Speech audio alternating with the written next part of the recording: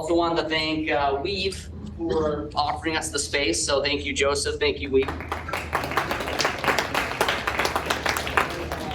I'd like to thank Onboard, which is where our speaker is from, and for providing us delicious food. So thank you.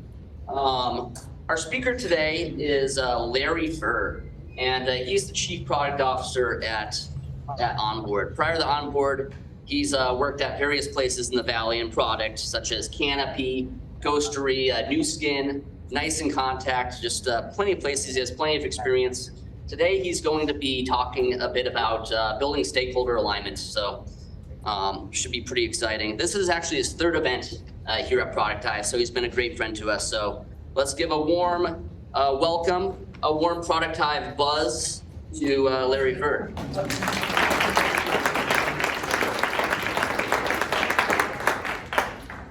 All right, well, it's great to be here and honored to be speaking for my third time. Do I get like a rain or a jacket or anything?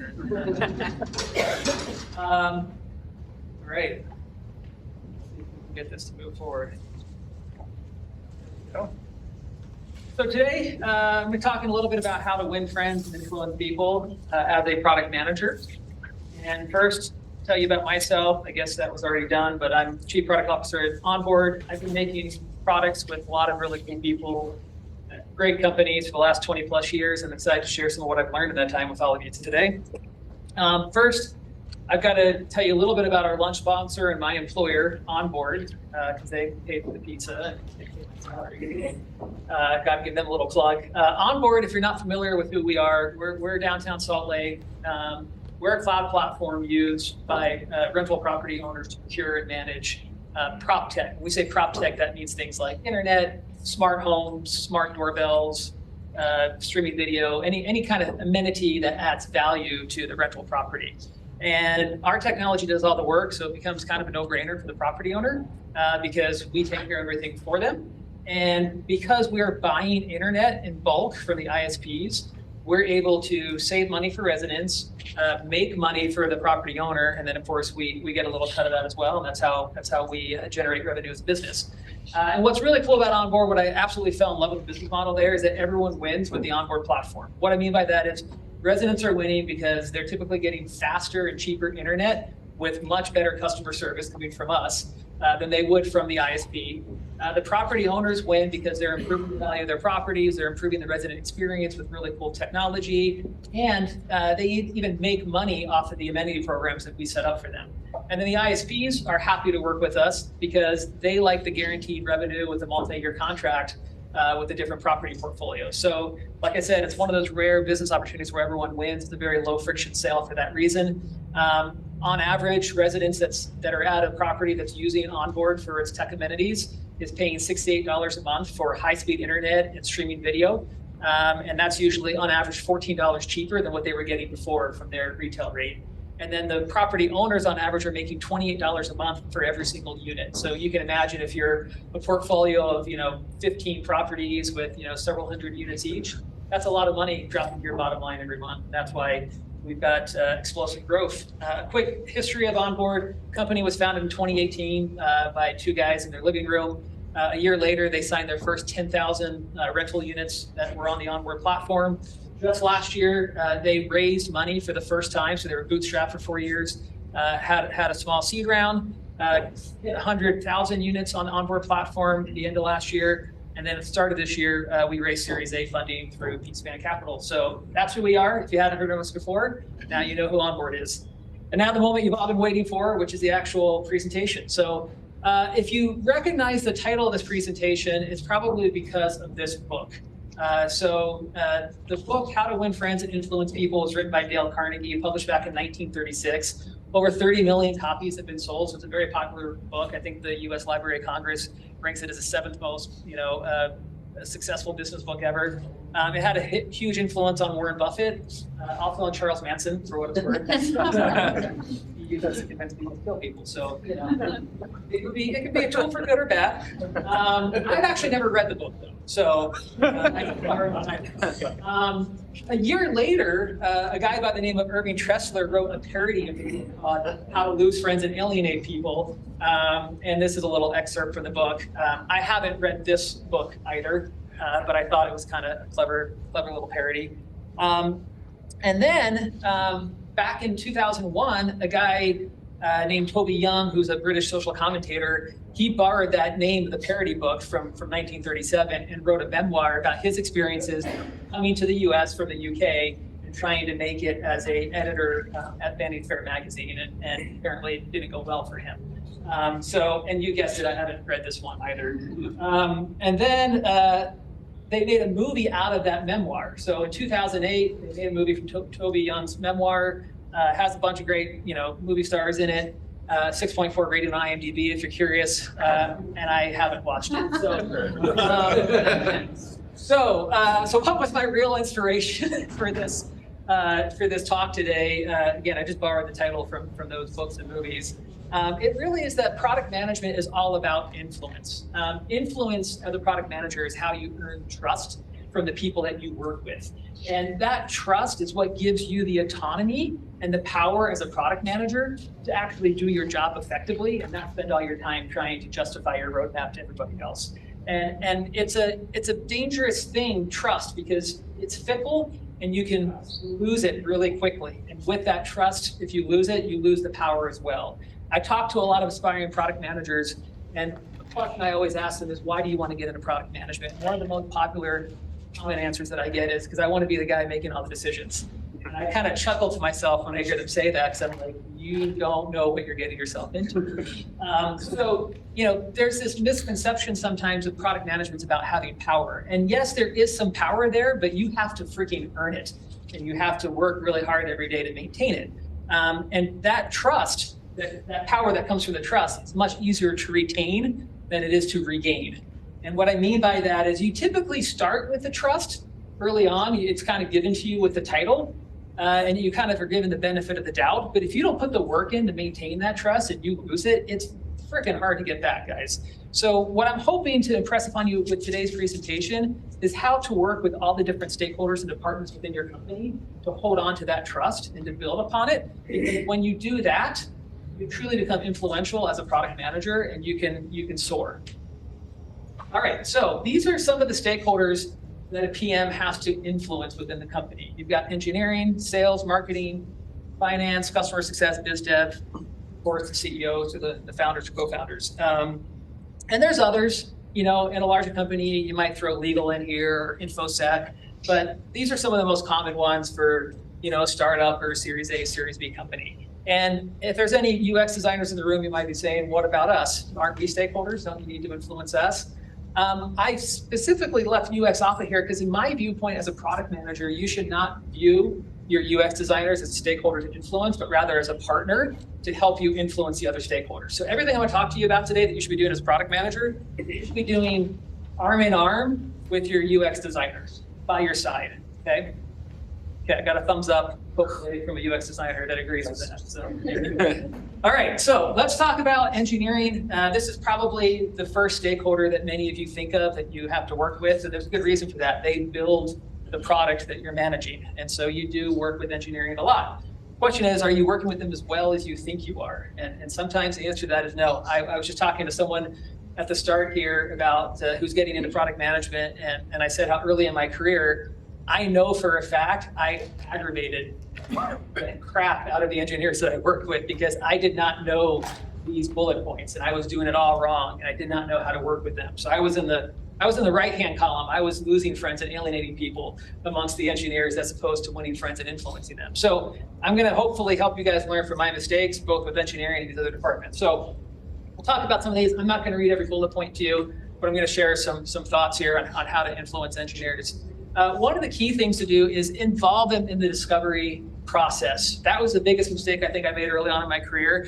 I assumed that I had to do all the research on my own, do all the customer interviews, write all the requirements, make the mock-ups. And then when I was all done with that, I would present it like a high school term paper to the engineering team and say, ta-da! And I just expected them to fawn over it and be blown away and be like, we can't wait to go build that. As I'm sure you know, that's not how it goes. And so engineers want to be part of the process. They want to be convinced that you know your stuff and you've done the research. And the best way to do that is involve them every step of the way. Now, thankfully, nowadays, a lot of us are using Agile, where we have different events and ceremonies like refinement meetings and sprint plannings and opportunities to get engineering involved early and embrace those things. And don't be afraid to show up to a meeting and say, you know what, I just have a question right now. I have a little bit of information and I'd love to kind of discuss it as a team with the engineers and the QA people in the room and kind of get your thoughts on it. And when you can involve engineers in that process, they get buy-in, they give you better ideas than you're going to come up with on your own. And you end up with better product being built with fewer mistakes. So that's probably my key thing to do with engineering. You got to know your stuff. Don't pretend you know your stuff if you don't know it. Engineers will see right through it. They're very analytical. They're very binary. You either know your stuff or you don't know your stuff. There's kind of no in between. And so if they sense weakness, it's like blood in the water, and they come after you. Because everyone has an opinion, and engineers definitely have opinions, and they want to be convinced that your opinion is not just your opinion, but it's actually based on real research, customer research, market research that you've done. And if they sense that you're just shooting from the hip and making stuff up, man, they will lose respect for you in a New York minute. So it's really important to know your stuff, do your homework. Make sure you defer to them on the how. Don't tell them what programming language to use or what the database schema should look like, unless you've got like a CS degree and a background in it, but most of us don't. I don't. Really make sure that you defer them on the how. It doesn't mean that you shouldn't be involved in those conversations, and as you become a more technically experienced product manager, you may even have some input that you can provide now and then. But know your place in those meetings, and it's not to define how the product gets built, it's to define what the product should be. Make sure you respect their work-life balance. Engineers, I think, get a bad rap sometimes, like they play video games, they show up late, they take long lunches. And while that maybe is the case in, I don't know, Silicon Valley, I haven't found it to be the case here in Silicon Slopes. We have really hardworking engineers here. I work with engineers that are not just on the computer from 9 to 5 and 2 in the morning doing stuff. They're on at the weekends. And, if they want to do that, that's great. More power to them, but never expect it. A surefire way to get your engineers not liking you very much is when you're like, hey guys, I'm going to need you to work the weekend or, work through the night so that we can hit this deadline, especially if it's your fault, the deadline's at risk because you didn't do a good job as a product manager to bring the requirements to them or the scope has changed on the project. So respect their work-life balance. Also respect their work time. When you see a developer who's in the zone, headphones on, pounding the keyboard, that's not the time to go tap them on the shoulder and be like, hey man, I got a question for you. Like, you have to look for those opportunities where you can talk to them, you're not disrupting them. If you're working remotely, Slack makes this a little bit easier because you can send them a message, and most developers will just look at Slack when they're ready and they're at a good pausing point. But they lose a lot of time whenever you come and disrupt them, and so don't do that. You will alienate them very quickly. Make sure that you celebrate the accomplishments of your engineers. I tell my product management teams that in many ways as PMs, we're sort of the public relations agency for the engineering team. So we want to go out and we want to make a big deal out of every release, every new feature, and really hype up all of our comrades over in engineering that made that happen. And so it's good to do that because a lot of people in the business don't understand engineering. They are maybe skeptical of the engineers because people, it's human nature to distrust what we don't understand. And so as a product manager, you're sort of that liaison that can help the rest of the company know whether or not engineering is doing a good job or not. And so if they're doing a good job, vouch for them, be that testimonial and build them up in the eyes of the rest of the company, and they will love you for that. This last one's kind of a joke, make an occasional Star Wars or video gaming reference. That's a joke because, on the flip side of this, what not to do is assume that all the developers are the same personality. Yes, there's a good reason. There's a stereotypical engineering, stereotype, but they don't all fit that. I've worked with engineers who love sports, who are love rock climbing, and they have lots of interests just like you or I. So don't make the mistake that they all love Star Wars. But if you are going to make a Star Wars reference, at least get it right. Don't do the whole then you're going to be persona non grata. All right, so let's move on to sales. The sales folks, many of you probably don't like working with the sales guys, the sales bros in your company, and I can understand why, right? Sales has that reputation for making a lot of headaches for you as a product manager. This whole, promising things that the product doesn't do to close the deal. But there's a way that you can win them over. And these are some of the things you can do. The number one way to win over a salesperson is help them close a deal. They're all on quota. They're all trying to put food on the table. If you can help them close a deal, remove some friction, from a deal, man, they will love you forever. If you will help them fill out a RFP or a request for a proposal, they will love you for that as well. You're going to hate doing it as a product manager, but it's a good way to win over the sales team. Teach them how to demo the product. Teach them how to fish. Some of you have probably had the experience of doing the demos for the sales guys. I would not recommend that you do that. That's a slippery slope for you as a product manager. But you can teach them how to fish and show them how to demo better. I like to listen in on sales calls and talk to the sales guys afterwards and be like, hey, you should really highlight this particular value prop when you show this thing, or like, did you know that, that one question they asked that you didn't know the answer to, the product actually does that. Let me show you how. Most salespeople are not experts at demoing the product. They kind of just go through the same thing every time, and that's what works for them. So there's a huge opportunity for you as a product manager to go in and help them become better at demoing, and they'll be thankful for it, because at the end of the day, it makes them better. If you can give them like competitive information, they love that. Some companies I've worked at call those kill sheets or battle cards, but basically you're giving them bullet points of how they can convince a prospect that our product is better than the competitor's product.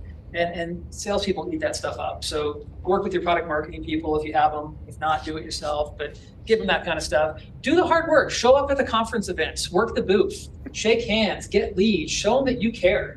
That you're not just, off in engineering land building features, but that you actually care about generating revenue for the company and helping them hit their quota and helping the company hit its number, and they'll love you for that. Some of the things that are going to make them mad is refusing to show them the roadmap. And I know there's like this conventional wisdom that you shouldn't show the roadmap to salespeople. I absolutely disagree with that.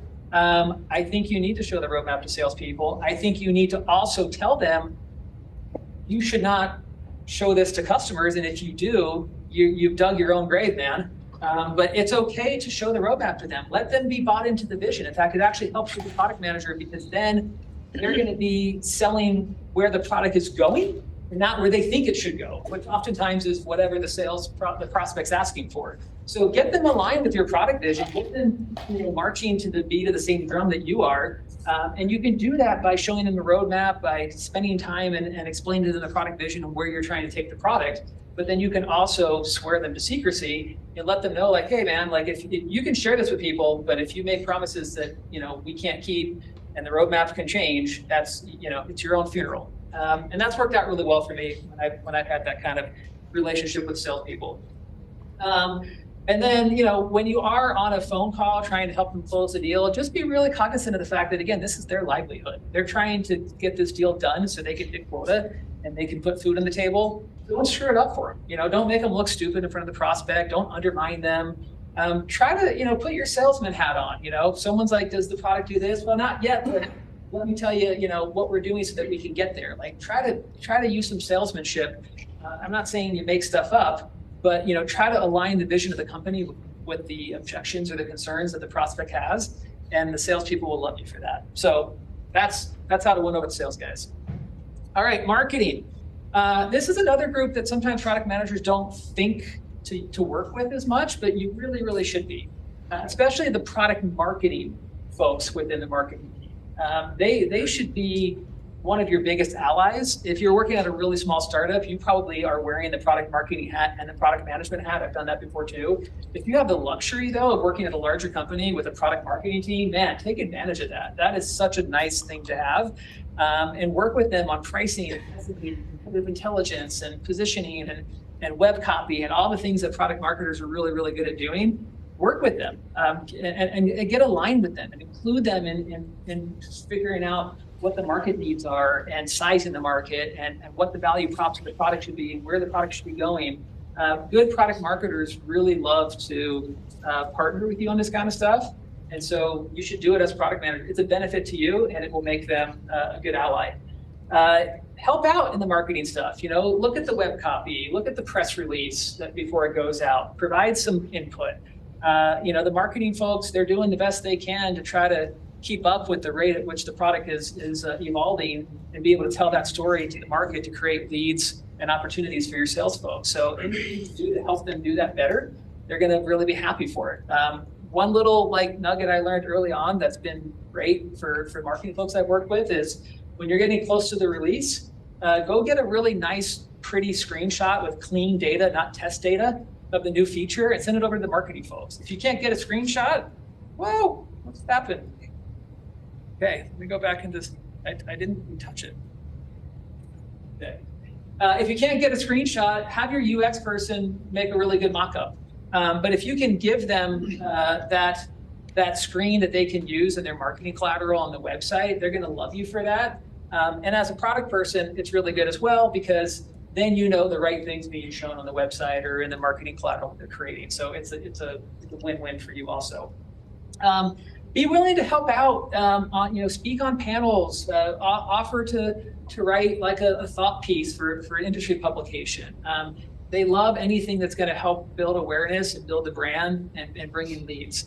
And then be really cognizant of the fact that the marketing folks are oftentimes coordinating go-to-market efforts. And there's real money that is tied to these things. They're pre-purchasing ad spend and paid search. They might have press releases lined up. They might have an article that's going to be published, by an industry publication to talk about the feature. If they have all this stuff that's ready, and then you come in like, oh, by the way, the release is going to be a couple weeks late. Sorry, they're not going to be your friend anymore. You're making them look bad, and you're wasting the company's money. So really make sure that you're coordinating release schedules and major features that they have marketing spend around closely with them, and ensure that you're going to be able to hit that date so that their go-to-market plans work well.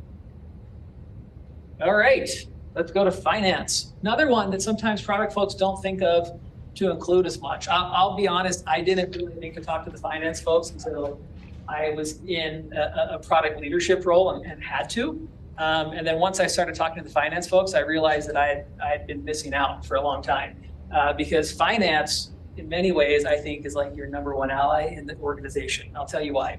As a product manager, you know that constantly people are asking you for things that they want in the product, giving you their opinion on things that the product should do.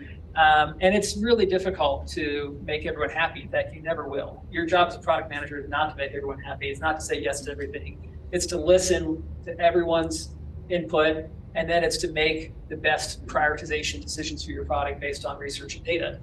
And so with that, you have to say no to a lot of bad ideas, or sometimes good ideas that just aren't the best ideas. You have to say no to, and that's not always a popular thing to do. But one of the ways that you can say no is you get the finance guys to help you say no.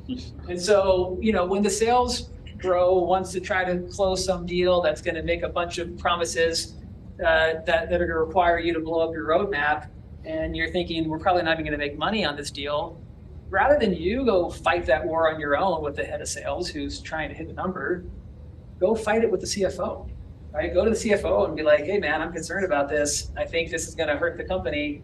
Here's what I'm seeing. Can we talk about this together? Or if your head of business development is trying to get the business into a partnership that is going to be a big distraction, or the CEO says we really ought to build this new product, this new feature, and that it's going to cost a lot of money and it's going to take you away from what you're trying to get done. Again, CFO, finance team, your best friend. Hey, let's model this out. Let's figure out what the costs are going to be and how much money we think we're going to make from it, and let's go present that to whoever it is who has this bad idea and help them understand why financially it's probably not a good idea. And this is a really great thing because it's hard to argue with numbers. And so leverage the finance folks to bring the numbers. I personally don't like having to crunch the numbers myself. So partner with finance. If you're trying to build out new pricing and you want to model it, what does it need to do? There's finance people who went to school for this stuff and they love it. They love to build you a spreadsheet and a financial model. Don't try to do it yourself. Partner with finance. They want to help you with that kind of stuff. Involve them. Pricing. Don't make the mistake that I made early in my career where I thought pricing was a discussion between sales and product, sometimes marketing. Finance needs to be in the room from the very beginning. They have models they're making that are trying to hit numbers for your business, and they want to make sure that when you're adjusting the pricing, it's not going to throw that model awry. So plug that pricing into their model, and that's going to help you understand if the pricing changes that you're thinking about are good. So if you want to tick them off, don't involve them in pricing. Assume they're not interested in the roadmap. That's a mistake I made early on too. I thought, the finance guys, they're just bean counters. They're in Excel all day long. They don't care about the product. They don't know what the product is. I had a big slice of humble pie when I worked at Canopy, and our CFO there came to me one day and had like feedback on our product, and I was blown away that she had like logged into it and not only used it, but was like trying to like do some stuff in it because it was accounting software. And she's like, well, try to use it to do some accounting stuff. And I got some feedback for you. And I was like, please, like, tell me all about it. And it was a really humbling experience for me because it never even occurred to me to go ask my CFO about the product. Here she was, without even being asked, going in and using it and trying to be, you know, a good coworker. So assume that they're interested in the product, share the roadmap with them, help them understand how you're tying the roadmap to the company's financial metrics. If you're a SaaS company, help them understand how this new feature is going to increase the lifetime value, or it's going to give you opportunities for further expansion and upsell. So that's going to help with your NRR. If you can tie the stuff in your roadmap to the financial metrics that the company is tracking, CFO and the finance team will love you forever. And then just the good old fashioned things like hand in your expense reports and your receipts, right? Don't be an idiot with your budget. Don't be the guy who like goes on the company trip and like, you know, blows your per diem every day and above all that. Like, be responsible, be a fiscally responsible person. If you're buying software, you know, run it past the finance people first. Help them understand, let them know that you negotiated the price down, make sure they're cool with the payment terms and all that kind of stuff. Like, these are just general courtesies that sometimes, you know, you don't think to do, but will win you a lot of admiration from your finance team. So that's finance. Customer success. So one little thing I did here, as I prepared this deck, I actually took screenshots of each of the different departments and my bullet points, and I shared them with coworkers of mine that were in these different departments and asked them for feedback. And every single one of them, except for one, just said like, looks great. That's not true. My CEO had one little change that he suggested, but the person who gave me the most feedback was our customer success director at Onboard, and she's awesome. Her name's Tiffany. I work with her at Canopy. She's now working with me at Onboard, and she had a lot of great notes. So this is like the one slide that I actually got really good feedback on, and I learned a couple new things. I'm like, man, I should have asked this question earlier. So she gave me, I'll point out what it is to you. She gave me a really good tidbit that I had never considered before. So winning over customer success, good old fashioned, like, do the work, get on the customer calls every now and then, listen in, join in, see what support and CSMs are hearing firsthand. Give them opportunities to share feedback with you. It can be a Slack channel. It can be some off the shelf kind of like a user voice or, you know, something like that, but have a way that the support folks and CSMs are bringing you information, customer feedback, and pain points that the customers are feeling, because they're on the front lines every day, and they're one of your most valuable resources for customer feedback. And also, don't be afraid to ask them to do a little bit of work. Like, you can say, hey, can I get some data? Like, can you run a Zendesk report? Can you help me understand, you know, what's big accounts are coming up for renewal right now? And what are like some features they've been asking for? Can we see if maybe I can help you align the roadmap with getting that renewal done? They would love if you did that kind of stuff. And they would love if you took interest in the data they have. Ask them about NPS, ask them about churn analysis. You know, like, if you lost a customer, why did we lose them? Show them that you care and that you're interested, and you should care and be interested as a product manager in what they have to say. And they'll be really thankful for it, and you will be a much better product manager as a result. Make sure you're communicating with the CS team. Don't surprise them. Make sure they know about the new features that are coming. If you're going to change functionality, if the UI is going to change, if the way that you used to do this thing is going to be done a different way now because, you know, you did A/B testing and determined that was the right thing to do, that's great. But by golly, don't surprise the CS or the support people with it. Don't have them find out from someone who calls into support that says, hey, how do I like change my profile pic now? That's egg on their face. Prep them for that. Make sure they know the product's going to change and how it's going to change so that they're ready for it. Don't rush a release and put out a half-baked feature with a lot of bugs that creates a bunch of support calls and headaches for your CS team.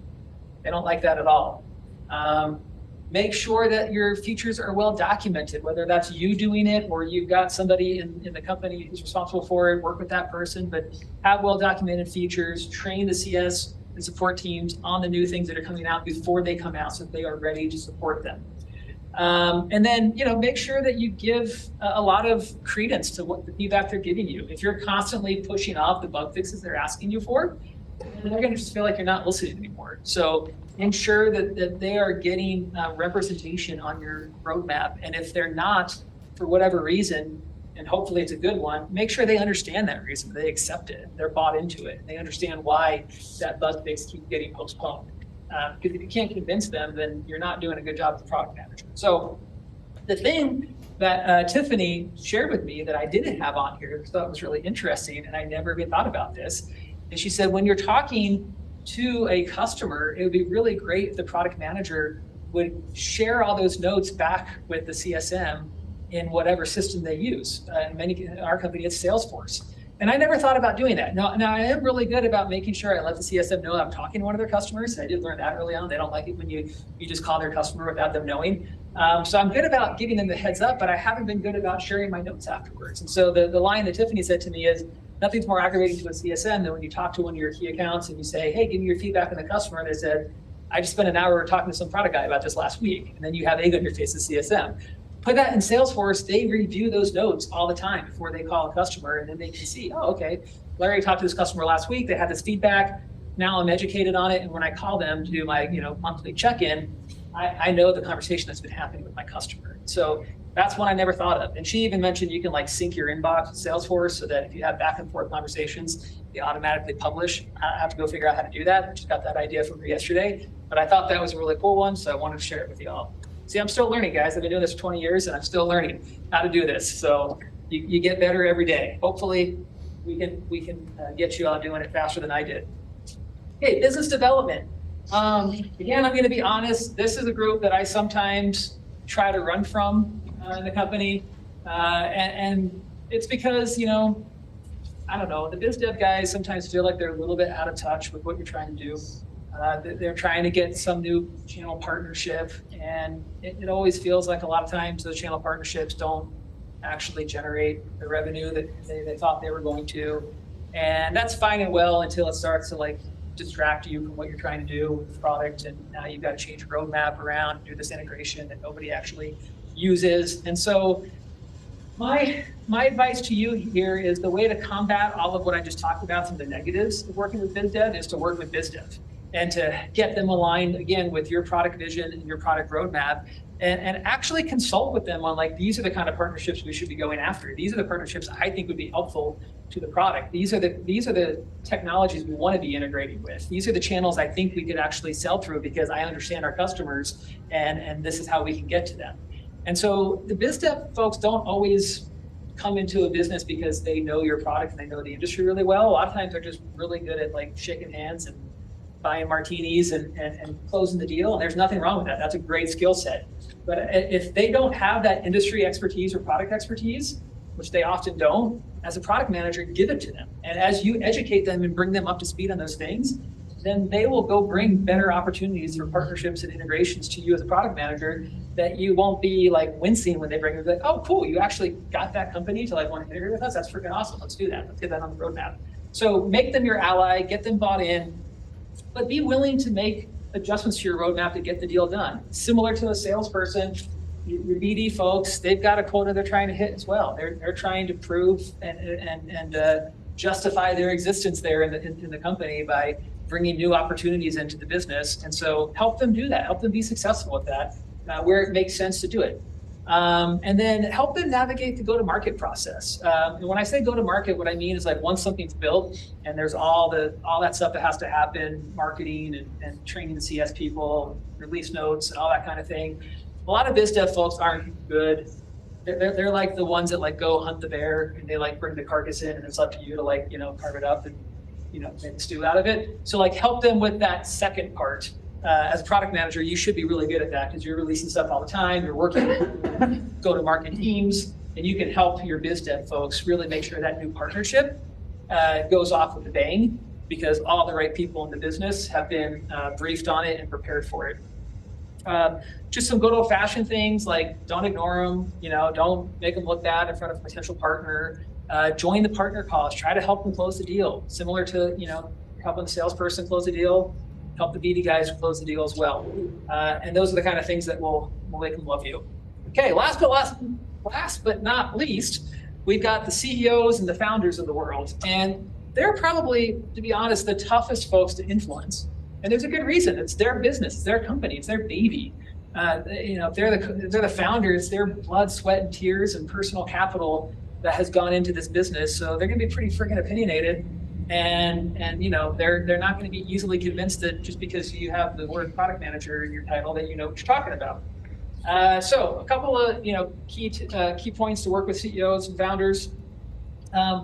First off, I found it just really is great if you ask for their input, their expertise. They love to share it with you. In fact, one of the things I've noticed a lot of founders are a little bit paranoid about is that people don't have the knowledge in their head that they have, because they usually have so much knowledge. They've been doing this for so long. And so if you ask them questions and give them opportunities to share their expertise and their wisdom with you, it gives them that kind of confidence, like, oh, okay, like, understands, like she knows what she's doing now. And so give them those opportunities to share that information with you. They're going to ask lots of questions, and they're going to ask questions that are going to feel dumb to you, or you're going to feel like I've answered this question 25 times, and just don't take the bait. Like, don't be tempted to like let them feel like you have disdain towards their questions. Like, be respectful, understand that the job of CEO or founder is extremely time-consuming and hard. They have the weight of the entire company on their shoulders. There's 500,000 things going through their heads at all times. And so, yes, they're going to ask you the same question 10 times. And they're probably not going to hear your answer 5 of the 10 times. And then they're going to forget your answer the other 4 times, which is why they're going to ask the 10th time. And that's okay, because that question is one of 500 questions they've asked that day. And don't fault them for that. Just be respectful and answer it until it sinks in and they get it. Demonstrate to them that you are staying abreast of industry trends. They love to see that kind of stuff. They love to see that you're thinking about, where's the industry going? What's our competition doing?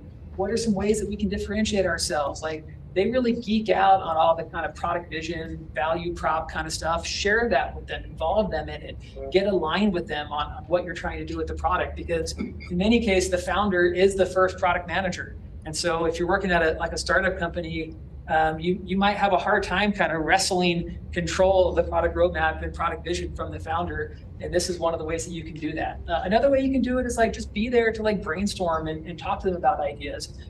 People start companies usually because they have lots of ideas. They don't always follow through on all of them, but they have ideas all the time. And it can be frustrating sometimes when you're a product manager and you're like in the operational details of trying to execute on your roadmap, and then your CEO wants to talk about some crazy idea that you had that morning when you was in the shower. And you're like, man, I don't have time for this. But have the conversation. And this was the feedback my CEO gave for me on this one. He's the co-founder of the company. On the one where I said, always be willing to workshop with them an idea that they have, even the bad ones. He's like, well, I mean, you don't know that they're bad ideas, right? You gotta have the conversation first. And I said, touche, right? So don't assume the idea is bad. Have the conversation. If after some time it's bad, then present your evidence as to why. And if you've done a good job convincing them, they'll move off of it. But have the conversation. Don't act put out because they want to have the conversation. And recognize that like they're entrusting the company's most expensive expenditure for most software tech companies, which is the engineering department. That's where most of the money goes, guys, paying the engineers. And you as a product manager are being entrusted to determine what those people do every day. That's an awesome responsibility that scares the bejesus out of a lot of CEOs and founders, because it's their money, it's their equity, it's their dilution on the line. And don't take that lightly. Understand what an awesome responsibility that is and work every day to earn it in their eyes and the eyes of everybody else. And if you do that, then they're going to start to feel more and more confident in your decision making, and the reins will start to release a little bit. You'll be able to operate with a little bit more autonomy, which is where you want to be as a product manager. Make sure you're leveraging data. Again, like CEOs, founders are going to have a lot of ideas. They don't need to hear your opinions. They need to see the data that either proves or disproves their point that they're trying to make, the point that they're trying to make. So use data to convince them. Data speaks so much louder than words. Don't make them ask you for status updates. Push the status updates to them. Figure out the things that they care about and proactively send them status updates without them asking, and let them know that you're on top of it. Don't discount their instincts. Again, it can be easy to be dismissive sometimes. of, the stereotypical like crazy-eyed CEO who has lots of big crazy ideas every day, but they have lots of really good instincts. That's why they're crazy entrepreneurs. That's why they do what they do. Don't discount those instincts. Listen to them, vet them, and determine whether or not they make sense for the product and for the company direction. And then last but not least, don't throw engineering under the bus. And I throw this one in here because I don't know about you all, but I feel like throughout my career, I have often been throw engineering on the bus in front of the CEO and the founder. And the conversation usually goes like this: man, it's taken a long time to like get this stuff built. Like I gave you the idea last week, how come it's not built yet? And it's sometimes frustrating, especially if you have a non-technical, CEO who hasn't built product before, doesn't understand how hard it is and how long it takes. It can be tempting to just be like, yeah, I wish the engineers would go faster, and sometimes they even ask you like, are engineers just kind of slow? Like between you and me, like the CTO know what he's doing? Like I get those questions throughout my career sometimes. And again, a lot of times the CEO is looking to you as sort of that like middleman who can speak business and engineer to basically vet and let them know like, do we have a good engineering team? Do we have good engineering leadership? And again, you may be tempted to kind of get yourself out of the boiling, water, to be like, yeah, like I give them good requirements, so I'm to do it, but we can't ever get that stuff built. More tech debt, I don't know, like that can be really tempting to do. Don't do it. Don't take that bait. Do not throw your engineering team under the bus, ever. Be their ally, be their friend. You can give them constructive criticism one-on-one, but do not throw them under the bus in front of your CEO. It will only give you heartache, I promise. So that's everything on that one. And then to close it out, regardless of who the stakeholder is, there's just nothing wrong with good old fashioned, just being thoughtful, being caring, being a good person. This was, I had a good example of this from my 16-year-old daughter. So every time my kids make like brownies or cookies or whatever, I always complain because like by the time I get home from work, they're all gone. I'm like, hey, I didn't even get any of those cookies. I just see the cookie bowl in the sink. And so my daughter now has figured this out without asking. Now when they make cookies or brownies, she'll go set some aside for me in a little Tupperware and hide them somewhere in one of the kitchen cabinets and send me a picture of where they're at so I can find them. So I got this text from my 6-year-old daughter, and I thought, well, that's really nice of her. And it's good because then a couple of days later, when I got this text from my 6-year-old daughter, I had a more measured reaction to it. And so what I'll say to you is, at some point you're going to have to send a message like the one on the right to somebody, right? We missed the release, there's an outage, the new feature doesn't have the usage that we thought it was going to have. And when you have to send that message to somebody, it's going to really help if you've won them over as a friend and an ally. So make sure you're doing that all the time. Any questions?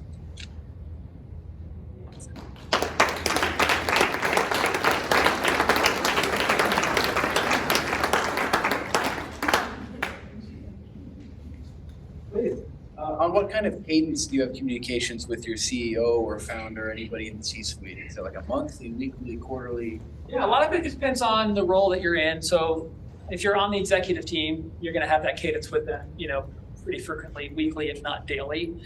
If you're a product manager, don't expect that same level of cadence. But I would ask your product leader to help get you access to them if you feel like you can't get it directly. I set up meetings every now and then with our co-founders and my product team. We have one that's coming up this Thursday, and we're just going to spend a couple of hours. We're just going to listen and take notes. We're going to let them talk to us all about the industry and their ideas and things they're trying to do. We're going to ask a lot of questions, and it's kind of a requirements gathering session for us. So, if you don't have that direct access, lean on your product leader to help you get it. And they should be happy to do that. I think with some of the other folks in the C-suite, it's a difficult question to answer because it really depends on company size, role, all that sort of thing. But I'm always encouraging my product managers to be more involved than they think they should be. Go talk to the salespeople, go talk to the CRO. He's not scary. Go talk to him. Share your thoughts with him. Go talk to the CS team. Some of those folks are going to feel maybe more unapproachable if they're in the C-suite. And again, at a large company, right? If you work here at Weave, it's probably not appropriate for you to walk into the office of someone, with a C in their title, be like, hey, let's talk, But look, work within the system, do it the right way. And if you're in a leadership position, like, again, set up those cadences for your teams. And that's what I try to do in my role. Like, we have opportunities for the PM team to talk to all these different stakeholders on a regular basis. Thank you. So let's say you're doing your best, you're going along, and somehow you lose trust accidentally with one of these groups. Yeah. What's the best way to regain that trust? It's all the things that I talked about. You just have to do it at a lot higher level. And so, so like what we do right now at my company, and we did this at my last company with Canopy as well. We do a quarterly roadmap review. So as a product team, we put together our roadmap for the next couple of quarters. We do a pretty lengthy deck. I mean, we're talking like 50 to 100 slides that talk about all the research we've done, what we're hearing, what's kind of guiding, our decision making, our priority. That we describe as best as we can what it is that we're going to build. If we've got mock-ups built or some, wireframes, we throw those in there. We throw in, research that we've gathered. We put all that in there. And then what we do is we go around and we start showing that with stakeholders, kind of one-on-one or one-on-three or however many, we want to at a time. And start getting their buy-in and their feedback, and we make adjustments. And it's a lot of work, to be honest, but we do this once a quarter. We're actually doing it right now for Q4. And then this Friday, we're going to have our sort of everybody meeting. There's going to be about 20 people in there. We're going to present this big roadmap presentation to all of them at once. But the little secret is that like half the people in that room have already had the presentation with our team and have already, been able to air their objections, and we've already been able to make the adjustments and do the things that are going to make it so that when we present to everybody, there's probably not going to be any hecklers. There's going to be a lot of like head nodding and like looks good, which again, that's like one of the best secrets I can give you as a product manager is like pre-game all that stuff with people beforehand, then have the big meeting, and then you look like a genius because nobody's saying, hey, you forgot about this, or I disagree with that, because you already got that out of the way a week earlier when you had a one-on-one conversation with them. And it also saves you from like doing something stupid. Like, for example, great example, we just did this roadmap preview with our head of CX yesterday. And one of our objectives that we're after is to try to reduce our operational expenses. So head of CX is like, well, some of the stuff that you're saying is going to reduce operational expenses, I'm not sure it's really going to. And I know as soon as you present this, the CFO is going to be asking me, hey, can you reduce your hiring plan for next year as a result of all these new efficiencies that the product team is going to build? And the answer is going to be no. You're in a tough spot, man. And he had a really valid point. And so we made some adjustments to the deck and how we're going to present that to the rest of the company now, so that we're not putting him in a bad spot. And so those are the little things that are going to you're going to suss out if you can have those conversations earlier. So that's how you gain the trust. And if you lose the trust, you have to do everything I just said, but you may have to do it more frequently than once a quarter for a while. You may have to do it monthly for a while until they kind of get comfortable with you again. And then they're going to be like, okay, we can check in once a quarter. And then be okay. Yes, back. So in a company this large where you have a lot of PMs, how do you coordinate the findings, the research efforts amongst these different groups so that when you get that feedback back, you don't have a lot of feedback fatigue? Yeah. What do you do to combat that? You say a company this large, like what? I don't know how many PMs are here, but let's say you have 10 PMs and they're all asked about these different departments. Got it. What are you doing to kind of help, how do you help combat that feedback fatigue that the CEO might have or the CX leader might have when you have different PMs going to them? Yeah, I mean, when it's a really large group, you're going to have to rely a little bit more on your middle managers for some of that. And so it may not be realistic for a 10 PM team to all have one-on-one time with the CEO. Again, kind of going back to the large, Weave size company, you're going to have to leverage your group PMs, your directors of PMs to have some of those conversations. But again, I think there's opportunities to set up those feedback loops for the larger team. They may not happen, every month or every week. They might be once a quarter. But I mean, if I'm a CEO, I would feel like at least once a quarter, I want to be in the room with all the product managers and have a real discussion. And I think most CEOs would feel that way. And so I would get it set up. But yes, I would also realize that in a company that large, you're not going to just be swinging by the CEO's office whenever you feel like it, shooting the breeze like you would at a 10-person startup. One more question.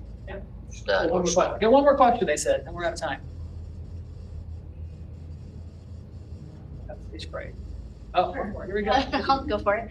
How do you find the right balance on your CSM slide? How do you find the right balance between taking in the kind of break fixes, feedback that you're getting from customer support or success, and how do you balance that against your new feature development? Because sometimes break fixes can take over the roadmap.